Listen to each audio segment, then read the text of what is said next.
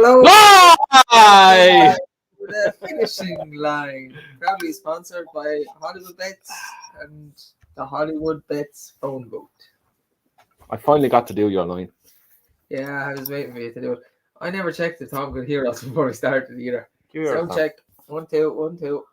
Yeah, I can. You're a bit low, Dave, but just about here. Andrew's quite loud, but nothing near there. Oh, okay. Bit of a dig. Somebody's bitter that City bet him. Oh my God. Yeah, it's the whole. Yeah. I'm not even sorry. I'm not even sorry. Yeah, hard afternoon as a Liverpool fan. I think it was going into it. I thought we had no chance. Like, if you'd have asked me this morning, I'd have said absolutely not hope. And then for like 45, 50 minutes, maybe even an hour, it looked like we just needed a goal to win the league. And at 17 minutes, I thought it was over. I thought Liverpool can't lose this now. Andrew hates Liverpool. I actually don't mind Liverpool winning because they play the best football, so they deserve it. City play the best football. City don't play the best football. Yeah, they do. They don't. They do. City were very good now. In fairness, if you're a City fan, fair play. You deserve that one today. 2-0 down. There's not many of them, Tom. In all fairness, neither team deserved to lose the league. They're by far the best two teams. Well, City aren't in the Champions League fighting, but I think by far the two best teams in Europe. I just worry about my own club, which is United. And we're terrible. Terrible. Oh, terrible. The Europa League or the Europa Conference League? I didn't really see what finished about 7th or whatever. I don't know. I really don't know. know. There's two of them. They're both fucking useless. Like, I think the whole starting 11 today, bar De Gea, is the only person that'll be there next season. I don't know. I say Ralph Rangnick is tearing out the tiny bit of hair he has left. Oh, not Ralph Rangnick. Eric Ten Hag. Like, what am I after doing? There is just a chance, right? This is a crucial couple of years for United. If United don't get this right now, this time, and this Eric Ten Hag, era, and if they mess it up again, there's just a chance they do slip away and become a Arsenal, or like we always got. I saw it's 23 years since Nottingham Forest were in the Premier League. God, I feel so old. But like Blackburn were a massive team, Nottingham Forest were a massive team. I think there's just a chance that United could drop away to be a mid-division team up to like maybe scrapping it for Champions League spot. The thing United will always have is the money. They're a worldwide commodity. Like, but they won't if they lose. People like winners. Yeah. And do you know what bothers me as well? I know people don't like the owners. They can't blame the owners. The owners are pumping money into them. The owners are the ones hiring the people. Tom, you enjoy that. The owners are the people hiring the staff. So yeah, but then how can you blame the owners if they're hired? Right, fair enough. They shouldn't have sacked Mourinho first off. Mourinho to get that team to second. That team to second was probably his best achievement ever. They sacked Solskjaer and he got worse.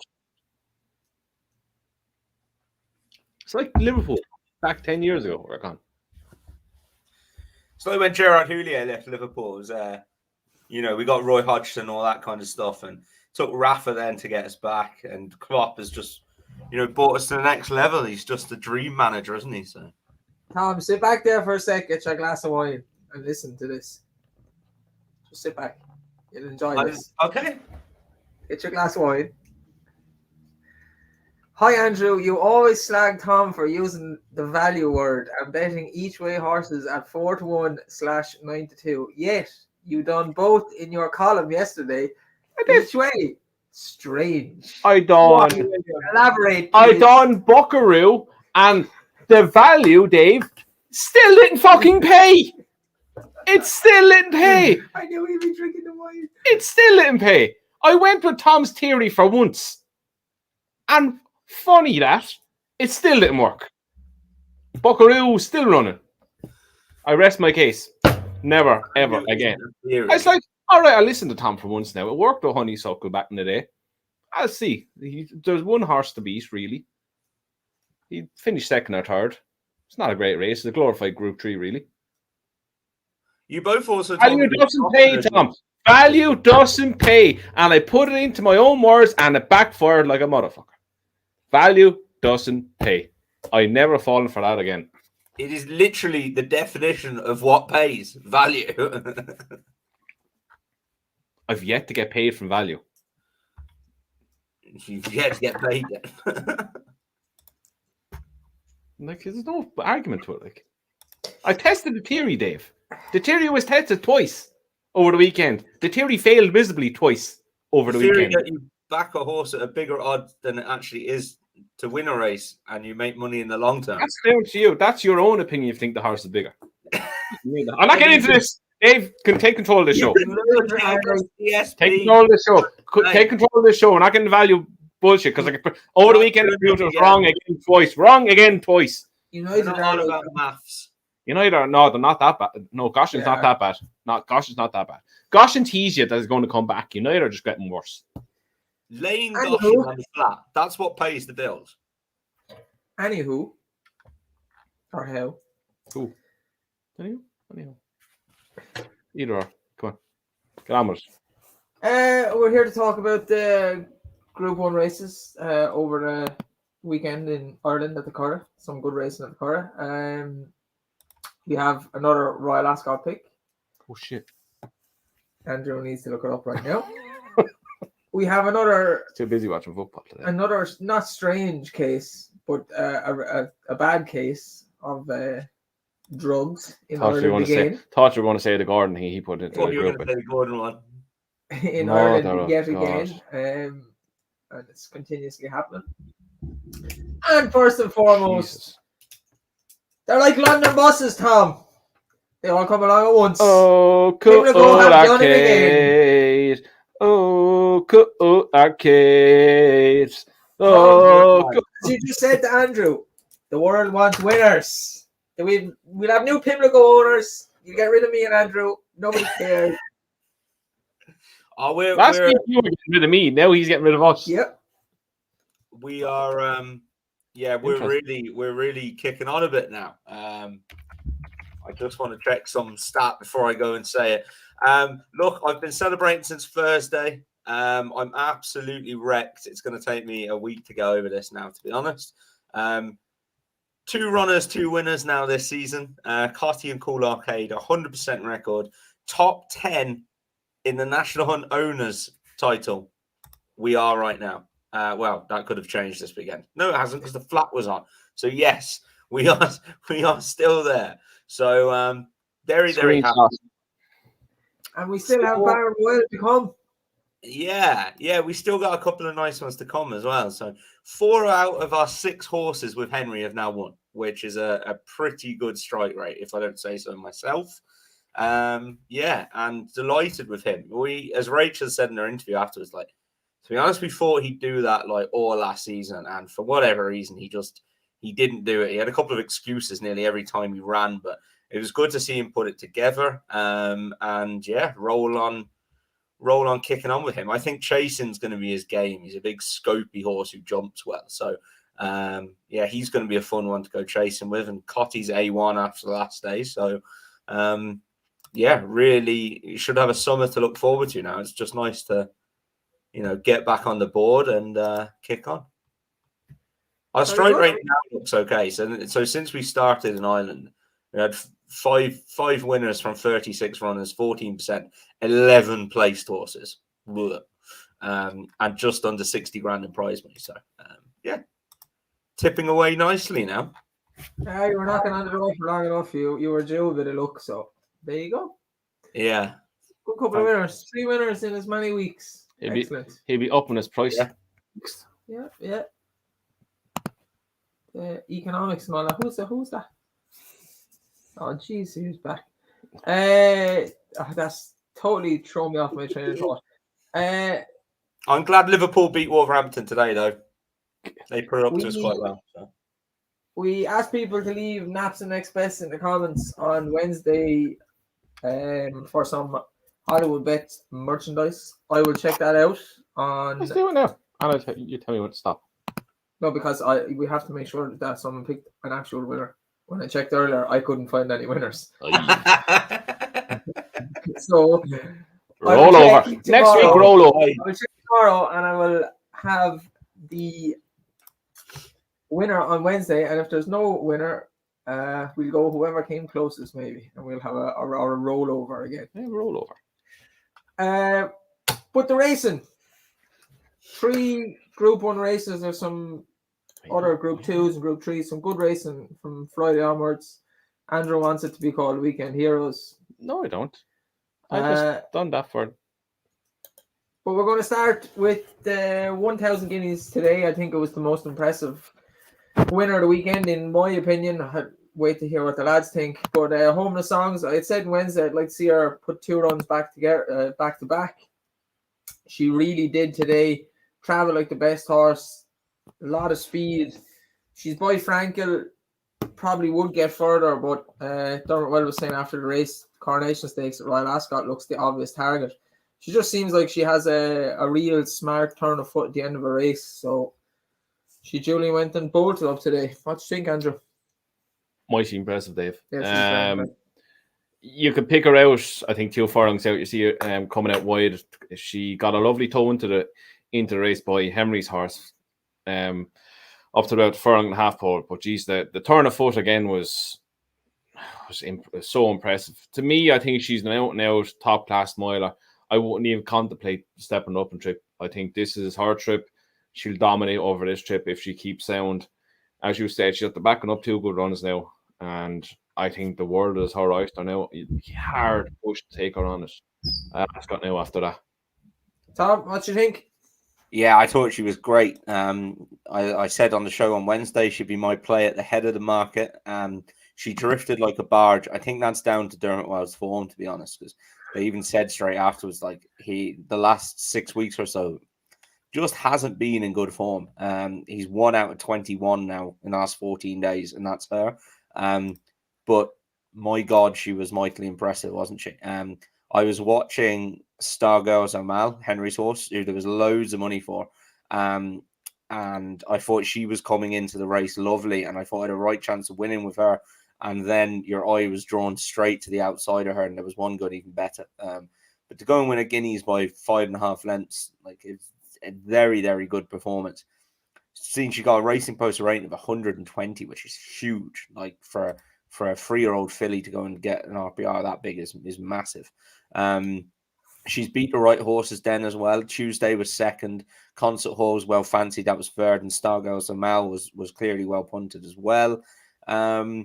Yeah, roll on. I think, as Andrew said, I think she's a miler. I wouldn't change anything with her.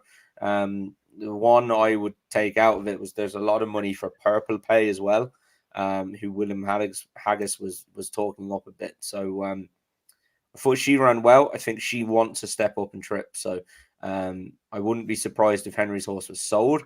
But if it's not, back to 7 furlongs might be the job for her. So yeah, good race.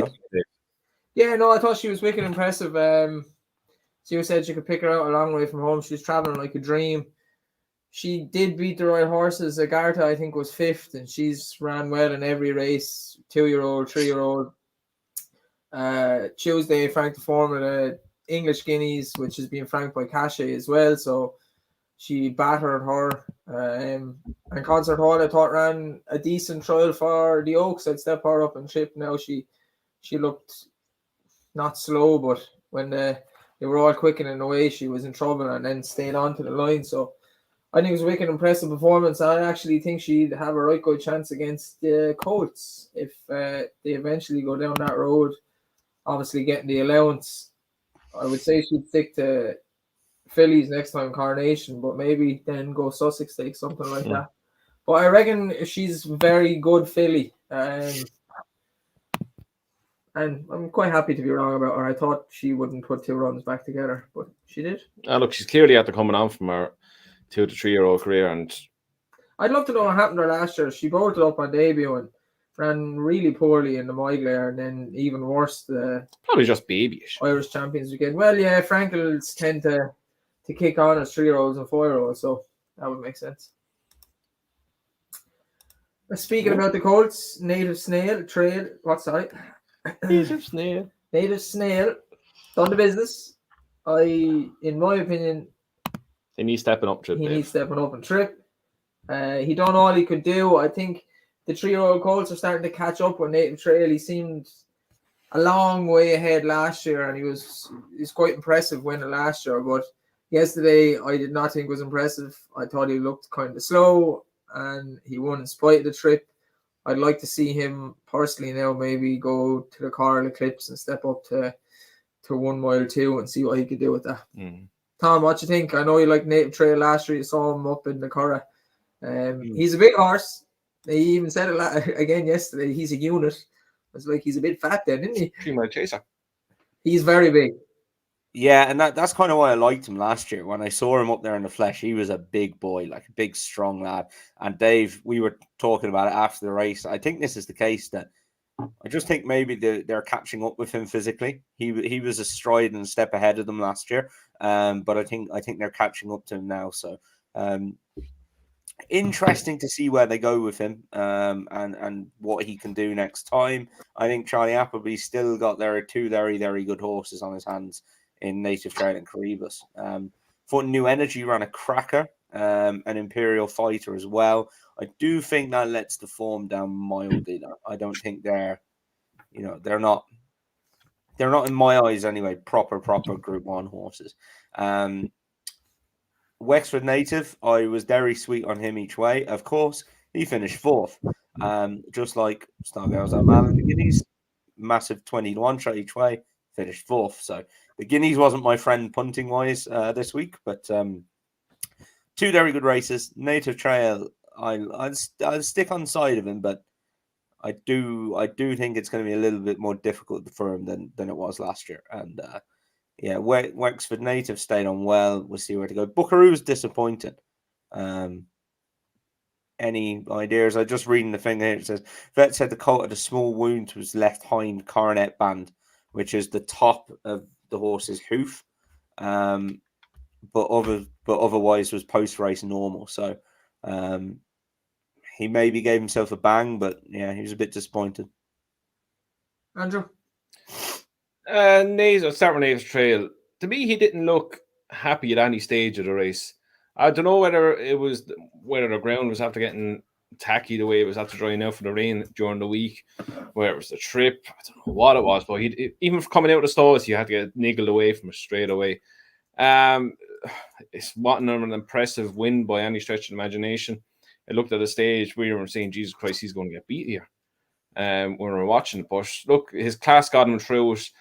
To me, he definitely needs to step up and trip now. And with Charlie Appleby having was it Caribus and Modern Games. Yeah, having 2 more at a mile 2 looks the obvious option for him next. I don't know what to make of him. Whether it was the ground, whether they're catching up with him now. He still looks a big unit, so you'd imagine there's still a lot of physical improvement to come from. Yeah. It's not like he was not a big 2-year, not a small 2-year-old that was miles ahead, but the rest of them had to grow into themselves. He was a big boy, a 2-year-old, and he's still big.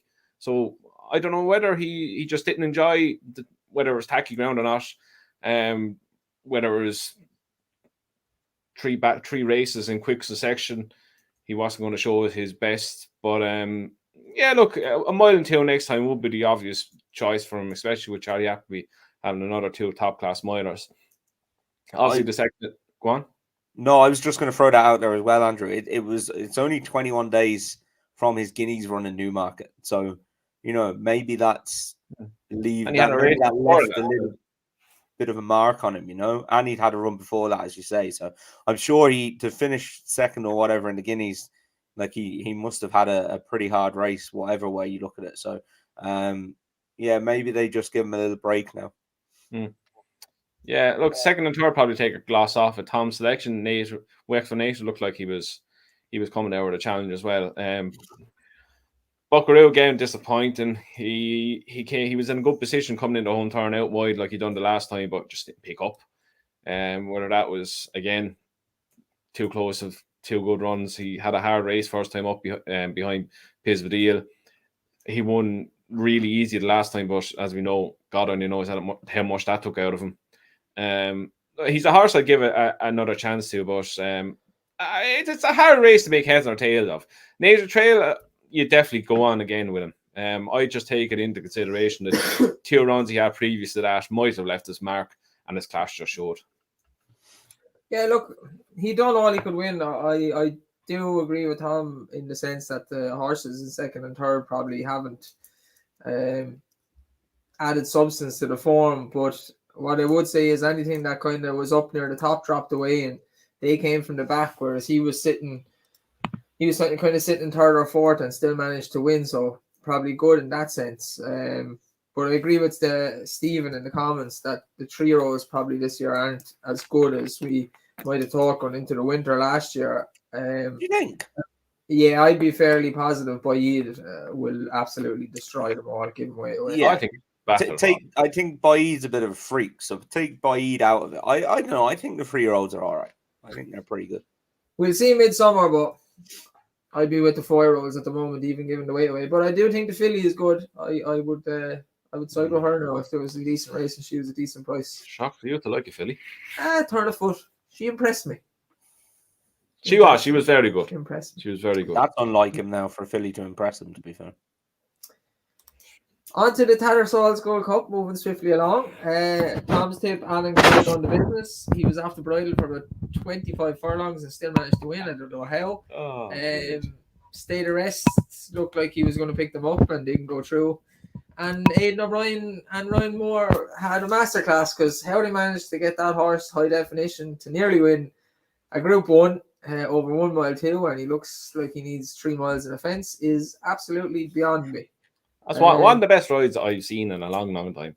Yeah, like you don't really get the plaudits for a losing ride, but that's probably one of the rides of the season. He drove this thing from the word go. Yeah, I think the horse is just ungenuine, and he tried his level best to get him to win, and he just got done on the line.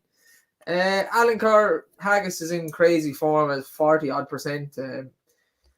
He's loads of. Did he have a win in Germany today as well or something? He could have. He's loads of 3-year-olds. Yeah. Just on that winner in Germany, Maljoom won the German 2000 Guineas today, and my God, he was impressive, lads. I know it's only a German 2000 Guineas, but and people losing their shit. It's a German Guineas, lads. Chill, relax. Yeah, we had a couple of German winners in the arc the last few years. We had the filly won it, and then that 18 shot last year. Yeah, let's remember that. You need to, if you haven't seen the race though, watch the race for that German Guineas. He fell out of stores. He gave 5 lengths away at the start. He then had to come through horses and navigate his way through. The second was second by 5 lengths back to the third.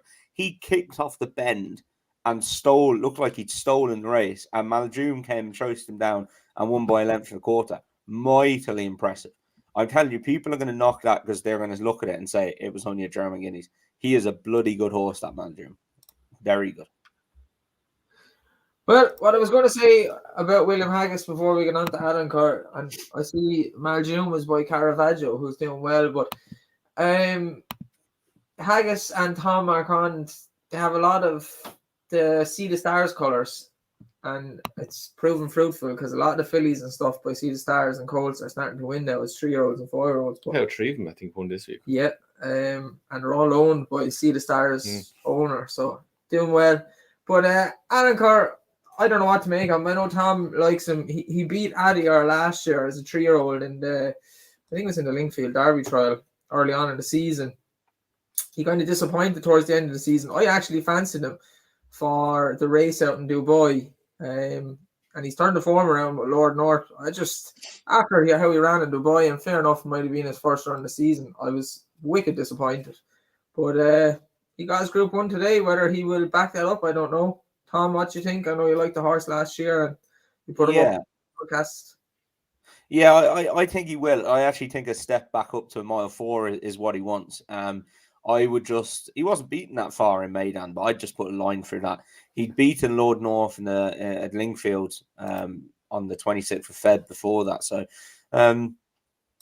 that's why I was keen enough to go with him. I would just say, though, I thought Tom Marquand's ride on this was exceptional. I don't know what reason it is, but it feels to me anyway that, you know, those McCoy and Dickie Johnson rides where they literally throw the kitchen sink at the horse. I feel we're lacking some of those these days.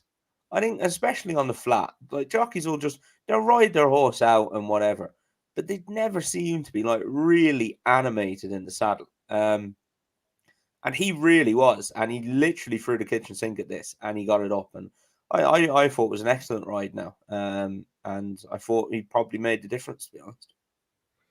Before Andrew goes on, yeah, Tom Marquand is, in my opinion, I still think Ryan on his day is the best, but Tom is right there now. Like, if you're backing a horse, you know you're going to get all your worth out of it. That's what I loved about McCoy, like what you were saying. Like, if the horse is good enough, Tom will get him to win. And whatever about today, the one at Goodwood, it was Thursday or Friday, Sea Silk Road, how he got the horse up, I'll never know.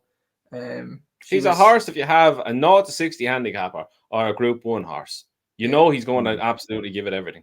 And I don't think it's any surprise that Haggis is in such good form and strike rate. Like, you need a good jockey as well, and they've created a decent partnership there. For a man that got taken off English King 2 years ago, and I was like, where do you go from here? He's just bounced back straight away. So, Andrew, what do you think of Alencar? Never really liked him, to be honest. Probably still don't.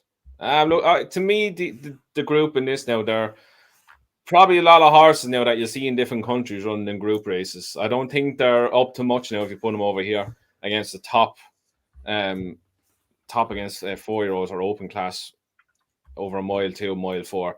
I think they're just below top class. Take nothing away from Alan Kerr. He dug his heels in today and he battled well to the line. State of Rest, he's another globetrotter. Same with Lord North. Broome was Broome. Bear Story, same. Max Winey, Helvic Dream. Like, I won't. When the season goes on, I won't be looking back on this race.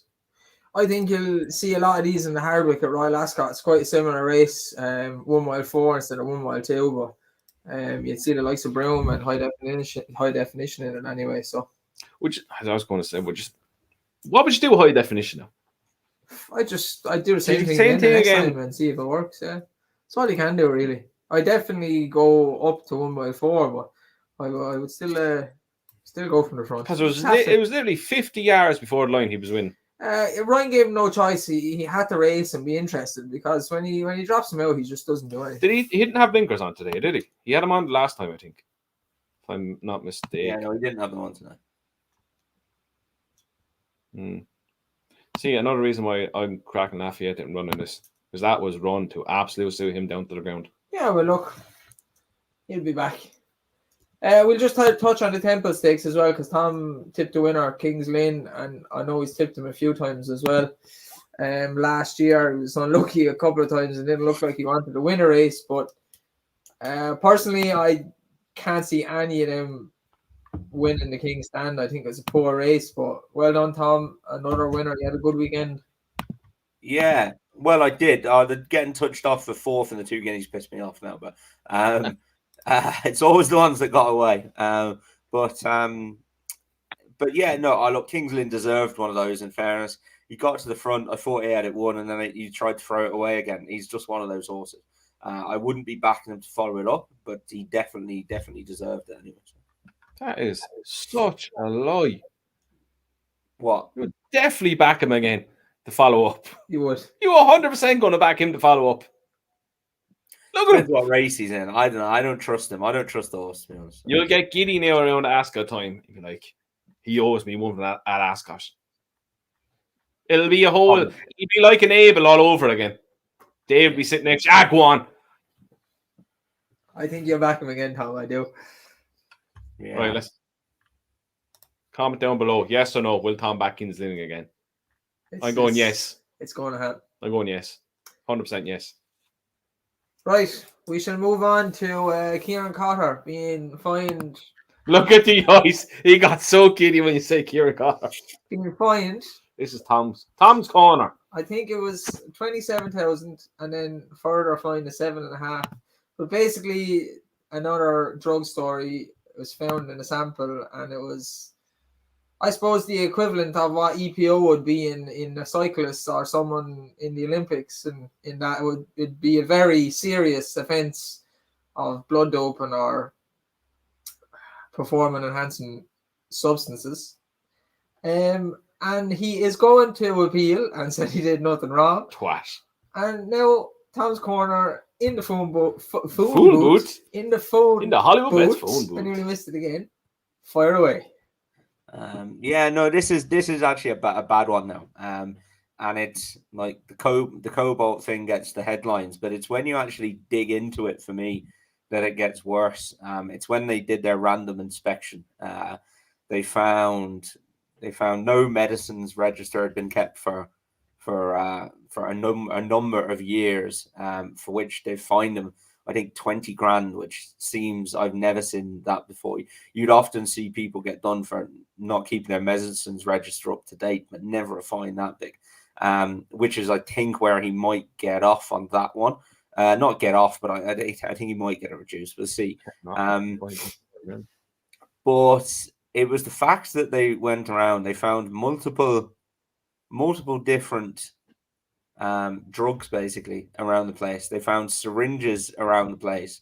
They found a bonfire where a load of bottles had been burnt basically.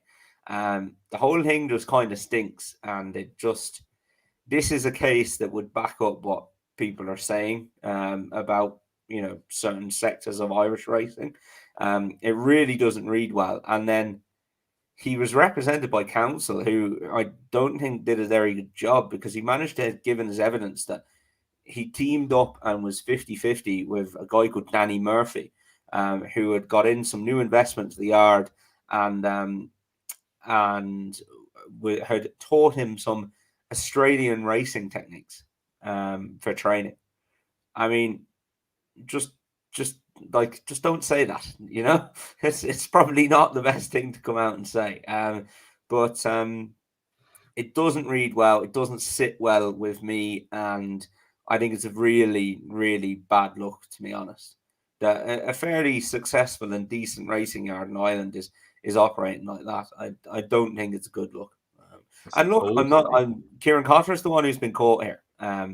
So if he comes out and, you know, pleads his innocence, but I'm not saying he's the only one. But it's definitely not a good look. Andrew, any thoughts on this? Couldn't care less. Wow. Hang on a second. The two of you sat me down for about 15 minutes last week and going on about Henry with a drug that doesn't even do anything for horses because it's not even used on horses. We get cobalt, syringes, bonfires. Couldn't care less. Yeah, he's for getting caught. I didn't say anything. Like, if you're going to get rid of bottles, put him in the wheelie bin. Put him in the wheelie bin. Don't try to burn him in a bonfire. Yeah, to be fair, if you're drugging up horses, don't have syringes all over the place. You got caught, you're a dope. I've no sympathy for you. It's like the fellas that rob a place and then like do it without like a mask on, or like go back to the next look at the camera and go back the next day to buy something in the shop that they robbed. You know, that kind of stuff. Like. It's just stupid. What are you doing? Yeah.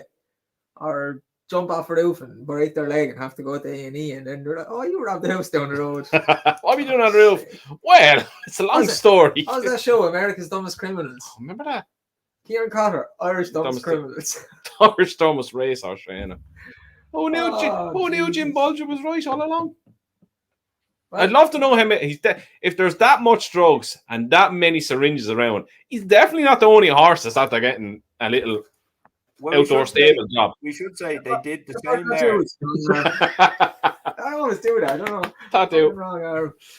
They went in and tested the other horses, and they didn't find anything there. Probably in a satellite yard. The drug yard, the non-drug yard. It's like JP McMahon's horse got mixed up. He got mixed up in the non-drug yard and the drug yard. They always appeal as well, don't they? They always appeal. Why would you appeal if you're after getting caught red-handed? You literally cannot say you didn't do that, and you have more syringes than the biggest drug dealers in Waterford in your stable. That's unlikely, but is it? What is it about that though? Like even like horses, whatever. But all sports stars, to get caught, you're like your blood tests show up, you're taking shit. I didn't take none. Oh, it came from protein. I didn't take none. I go all the way to court to prove I didn't take none. Lance Armstrong, for example.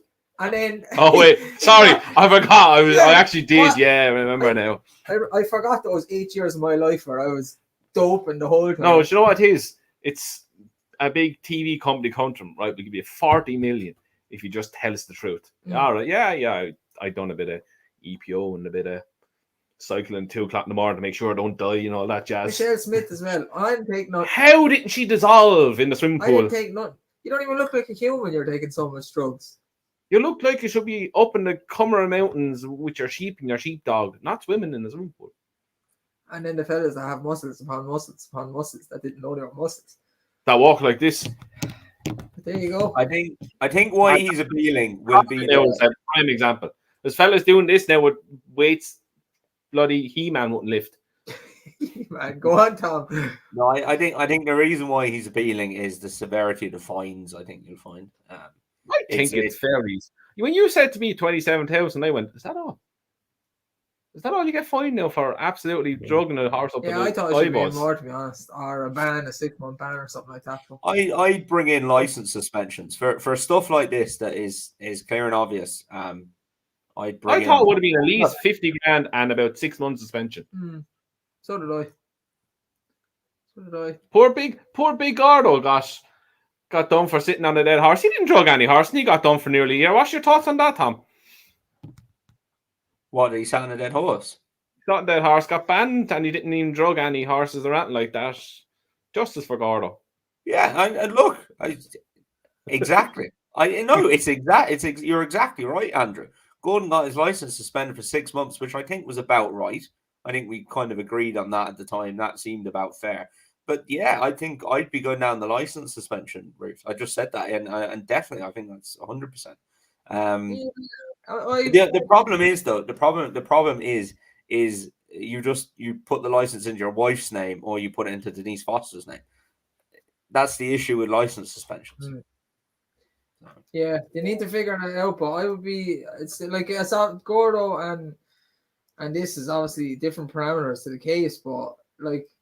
It doesn't match up. Kieran Carter got caught for basically cheating. He's cheating races. That's what you give horse drugs for, to cheat to win. So 100% he should have his license taken off him for a period of time. But there you go. And it shouldn't be, we're going to suspend you from November till March. Yeah. Give you the old Nicky Henderson man. Yeah. Over the summer. Yeah. Over the jumps, we'll suspend you. You'll be grand. Before we get on to Royal Ascot, any thoughts on the lunacy in France over the weekend?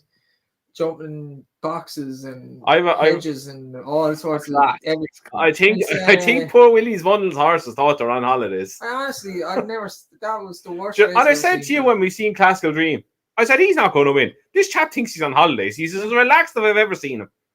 I swear, I don't know what today was. I think the hurdle race yesterday wasn't as bad as that wasn't a chase. Like what? It was a hurdle race, a chase race, and a cross-country race, all in one. It was like a bag of licorice also. The Gross Open ditch is very impressive, but I know the Grand Steep with some race lads. I really enjoyed that. There was hedges at one stage now, and they're 8 foot tall. Did they, or did they? Correct me if I'm wrong. Did they not jump a bank at one stage? Yeah. And the hedge is 8 foot, and next minute they come to a thing. Is this size? And I've been following what happened. Step over. Foggiest what was going on. That horse who won, though, lads, Selljam, is only a 5-year-old. To win that as a 5-year-old is unreal. I thought he was very good. Now he looks like a proper horse.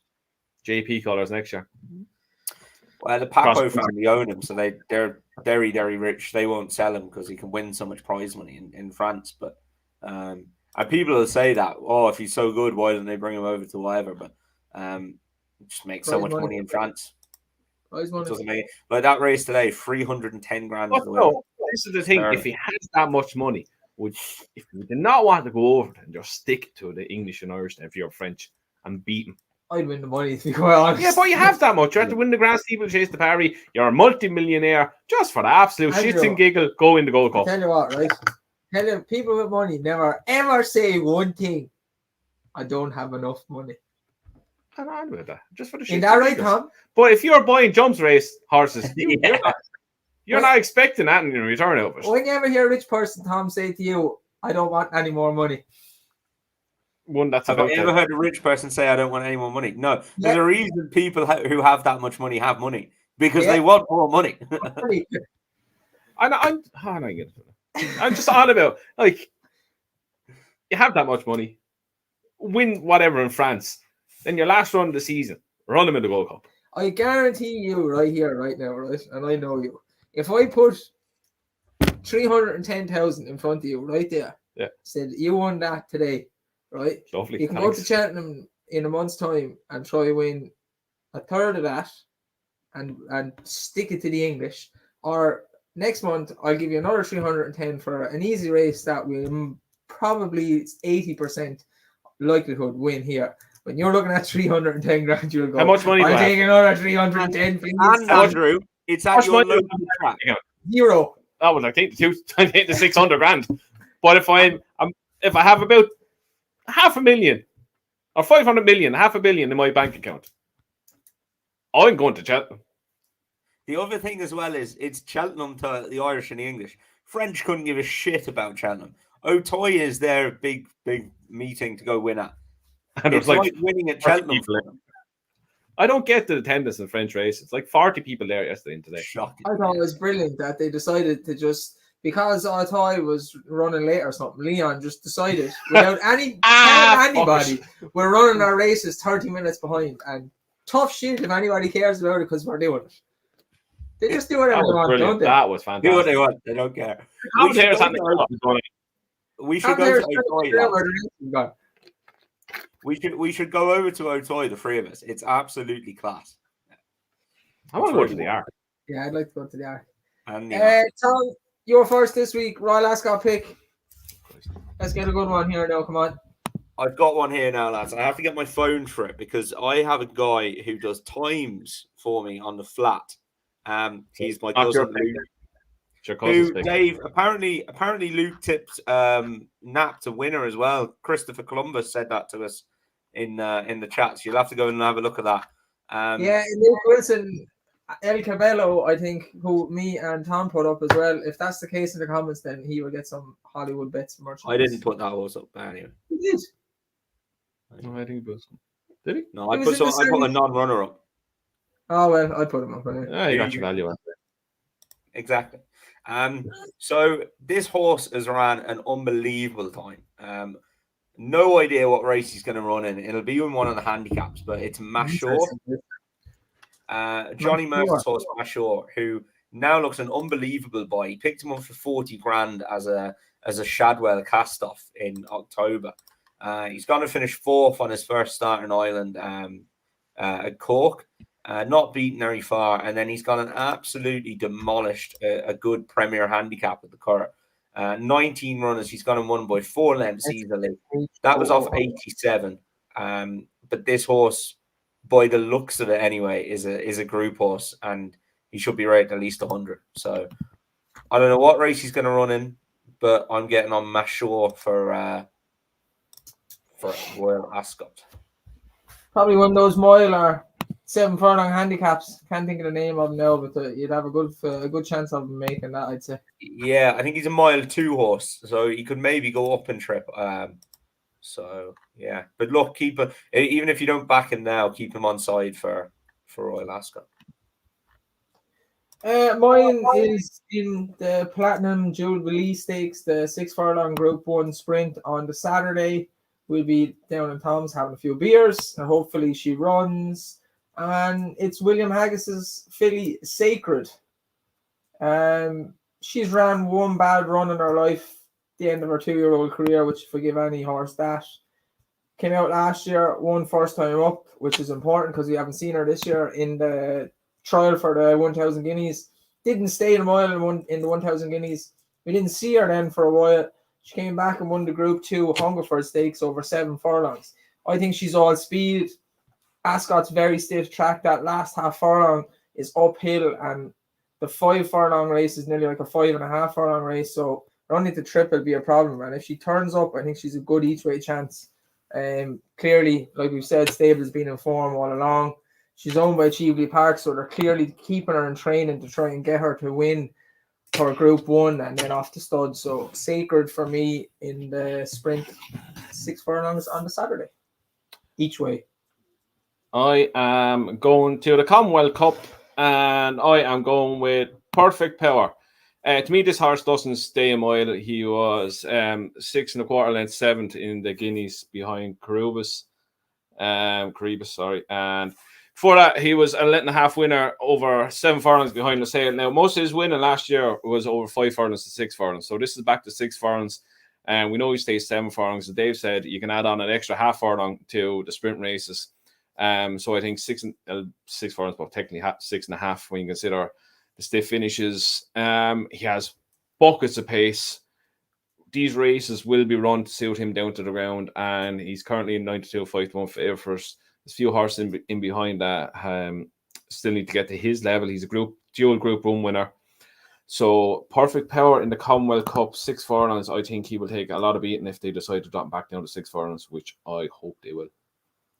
Yeah, I think they're good picks. I seen the horse Tom has mentioned as well. There's been a few cast-offs from Shadwell that are going to end up being good for their stables and picked up for relatively, I won't say cheap money because 40 grand's not cheap, but cheap in the context some of the horses. The horse that won it's cheap in the racing. In owning horses, 40 grand is not a lot of money anymore. The horse that won the Lingfield Oaks trial and is now going for the Oaks as well, Tom Clover, trains her. She was only 30-40 grand as well, unraced, I think, out of Haggis' stable maybe.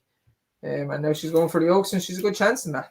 So that's why you should join the Syndicate, Dave, and split the cost of that 40 grand across it. A winning Syndicate with a 14% strike rate from runners to winners ratio, Tom. In a Gold Cup winning yard. And a champion hurdle yard. We just made an advertisement. And a yard that had a horse that came fourth in a 1,000 guineas run in Ireland. And an unbeaten mare and a dual champion hurdle winner. And the former Gold Cup winner. Who were both in the field together the other week, and we were out patting the two of them. So I guarantee him Indo is as big as a bull already. Then you have Bob and Envoy who are going backwards instead of forwards, but that's a different story. Oh, poor Envoy. Two horses in the same bloody paddock out there now, I'd say, and just staring into space, thinking, "What the hell has gone wrong?" Yeah, it's all gone. Do you know what it's like? It's like when Federico Makeda burst onto the scene for United, and then he ended up just being shit. Envoy is there. What happened to you, Bob? Galloping. What happened to you, Envoy?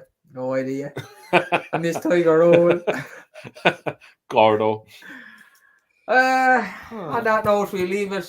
We'll be back Wednesday as normal. I haven't checked the racing. I don't even know what's on with it Saturday. Well, you didn't ask me. I'll tell you now. I'll tell you now, David. Is there any good racing this week, lads? I've no idea. There is Saturday. Surely Group 1 there. Ugh. No, it's a bit of a lull. I expected as much. It's a bit of a lull, and then we have the Derby coming and Royal Ascot. So Cartmella's back. We're all right. We've Cartmel, lads. Cartmella's back. Cartmel, you know the double is on. Cartmel, get on. There's two final fence is like 3 furlongs out. It's my birthday Wednesday as well. I'm not coming to this. You are coming on your side. It's my birthday. I'm going out. So. You're not going out. I am. You're not going out. I might. You won't. I want the option to. You have the option, but you're not. How about we record it early and then you can go out? Do you guys think I'll be working on it? Do you guys think Aidan O'Brien will win a classic this season? It's not going very well at the moment. He'll win the Derby, Stone Age. Boom. Probably the Derby is most likely to win, and good chance in the Oaks, and sure the St. Ledger he'll have some slow boat that'll be in as well. I'd take the Irish one. I wonder what price that'd be, because I'd back him not to. I always like backing those not to bets. I have a deposit.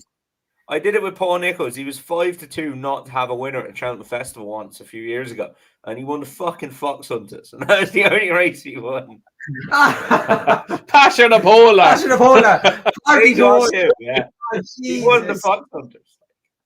Oh well, there you go. Where's Victoria Pelleton when you want her on a horse? On that note again, Tom searching for value and didn't pay off. Good night and God bless.